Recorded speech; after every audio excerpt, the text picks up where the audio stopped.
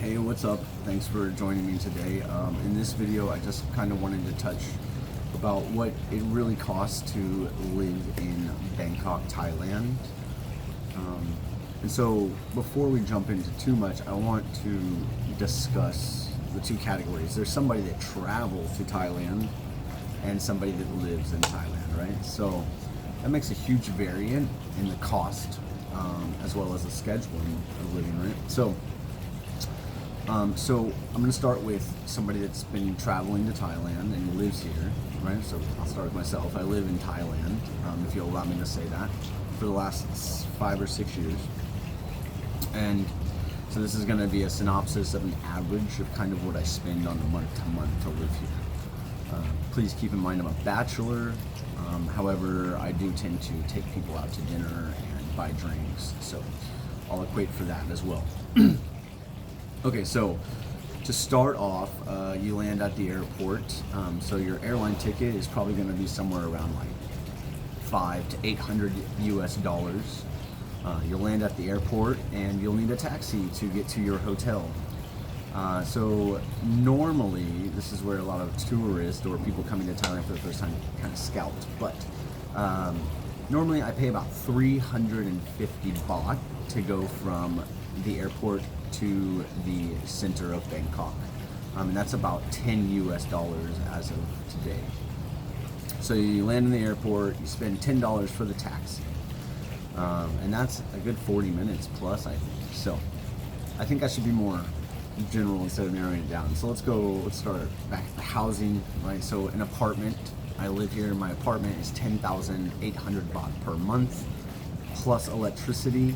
So that's about $350 plus $50 for electricity, $400 per month for my apartment. It's fairly spacious. It would be considered a big size, I think, in the United States. So 400. On transportation, I tend to spend probably about 3,000 baht per month, so $100 US a month, and that's because I personally don't drive. So I take motorcycle taxis or regular taxis or the subway or the light rail system. So we'll put that at about $100 a month for travel. So I'm at 500, and then we roll into the food category. I'd say on the day-to-day I spend about 60 baht on food. So that is just about $100 a month on food as well. So $100 on food, $100 on transportation, 400 on housing puts us at $600 per month. And then now we can kind of go shopping, right? So 600 plus shopping. So each month I pick up about 2 t-shirts, a pair of shorts. One of my indulgences is cannabis, so I buy a lot of cannabis. And so I'd say in 1 month I spend about $200 US on cannabis. Clothing, I spend about $10 US. And again, food is 75 cents a plate here. So all in, without going overboard on extravagant stuff, I'd say that I comfortably live in Bangkok, Thailand for about $800 US per month. Again, that's a bachelor.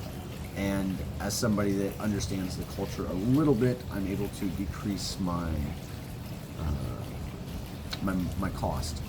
So going back to the traveler coming to Thailand, let's say you're going to stay in Thailand for even 2 months, I think you'd still probably be paying a higher price. But let's say you're coming to Thailand for a couple of weeks.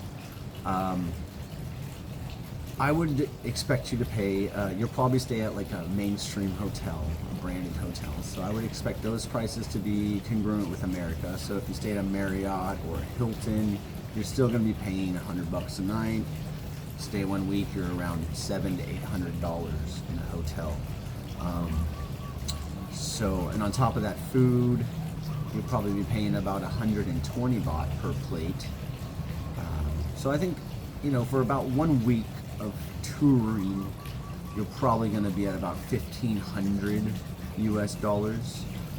And of course that decreases once you establish yourself, get an apartment, and find local spots, right? The local spots are a lot cheaper, and I guess one thing I will tack on here is a bit of advice is when you're in Thailand, apartments and hotels are very similar. They're like the same thing, except for the name brands like Hilton, Marriott. Those are an exception. But for the most part, you can go to a hotel and rent it as an apartment, or you can go to an apartment and rent it as a hotel. They're fully furnished. Most bills are all included, etc., etc. So if you are traveling to Thailand, you can ask for the month-long rate, which will decrease the price of your hotel by 3/4, to be honest. So my apartment, if I was to rent it like a hotel, would be about $1,000 per month. But because I asked for the month-long rate, it decreased to 10,800 baht per month. And so if you are gonna stay for like a week at a hotel, one place, I would recommend that you go ahead and ask them for the month-long rate, even though you're not gonna stay for the full month. It's gonna be cheaper, significantly cheaper to stay the month-long rate. So a little bit of advice there at the end. Thanks for your time today, you guys. If I didn't answer any general questions, please write them in the comments, and I'll try to get used to responding and etc. So I hope you have an amazing day. I hope this was informational, informal, educational, whatever we want to say. And for me, it's 9 a.m. So good morning to you, and I'll talk to you soon.